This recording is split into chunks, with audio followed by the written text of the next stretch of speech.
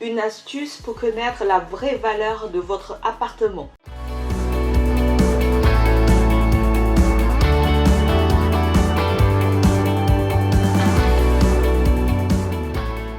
Avant de rentrer dans le vif du sujet, si vous n'avez pas encore téléchargé ma masterclass « Comment réussir votre premier bien d'investissement », je vous invite à cliquer sur le lien sous cette vidéo pour la regarder gratuitement. Alors aujourd'hui, quand on évalue la valeur d'un appartement, c'est un processus assez complexe.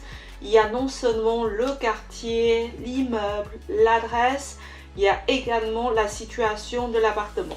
Quand je parle de la situation, je parle de l'étage, je parle de vis-à-vis, je parle s'il y a un balcon ou une terrasse, je parle s'il y a un ascenseur, etc. etc. Alors, aujourd'hui, on va regarder précisément quels sont les éléments qui influencent positivement la valeur d'un bien et quels sont les éléments qui influencent négativement la valeur d'un bien. C'est parti!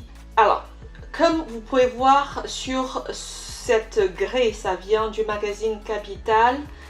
Quand l'appartement est placé au rez-de-chaussée côté rue, il y a moins 20% de décote. S'il est placé au rez-de-chaussée côté cour, il y a moins 15% de décote par rapport au deuxième, troisième, quatrième étage. Alors, si l'appartement est situé au premier étage, il y a moins 5% de décote. Pourquoi, quand l'appartement est situé au rez-de-chaussée ou au premier étage, il y a une décote de entre moins 20% et moins 5%? Tout simplement pour une question de luminosité et de sécurité. Quand l'appartement est placé en étage bas, vous avez moins de clarté dans l'appartement, c'est plus sombre. Il y a plus de risque de cambriolage, du coup il y a une décote. Si l'appartement est exposé côté nord, il y a moins 10% de décote. Si l'appartement a une vue sur une cour sombre, il y a moins 15% de décote. S'il y a un vis-à-vis moins de 10 mètres, il y a moins 10% de décote. Et s'il y a un bruit de circulation important, il y a moins 15% de décote. Alors, on continue à regarder. Si l'immeuble est situé, si l'immeuble date entre les années 60 et les années 70, il y a moins 10% de décote.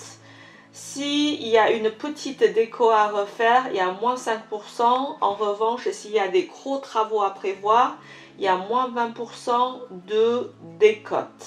Maintenant, il y a les décotes et il y a les surcotes. Quels sont les éléments qui vous donnent de la valeur à un appartement?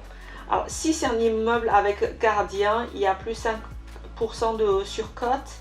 Si c'est un appartement avec balcon ou terrasse, il y a plus de 10% de surcote. Si l'appartement est bien situé, à savoir entre 3e et 6e étage, avec ascenseur bien sûr, il y a plus de 2,5% de décote.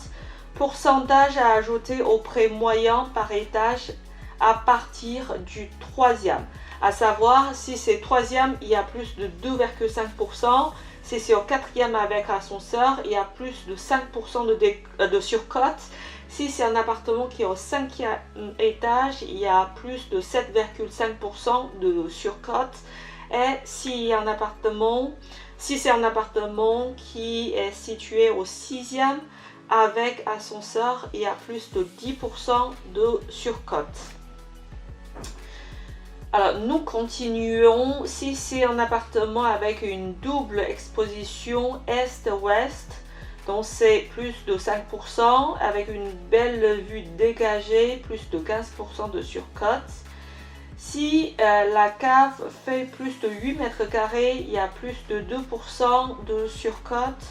Et s'il y a un garage ou un box privé, il y a plus de 10% de surcote. Si c'est un immeuble de caractère, c'est plus de 10% de surcote. S'il y a un parquet, des moulures et des cheminées, il y a plus de 5% de surcote. Et si c'est un bien refait à neuf, il y a plus de 10% de surcote. Voilà les éléments qui peuvent vous donner une idée précise de la valeur du bien. J'espère que cette vidéo vous a été utile. Si vous n'avez pas encore téléchargé ma masterclass, comment réussir votre premier bien, je vous invite vivement à cliquer sur le lien sous cette vidéo et la regarder gratuitement. Quant à moi, je vous retrouve la semaine prochaine. À bientôt, j'espère. Au revoir.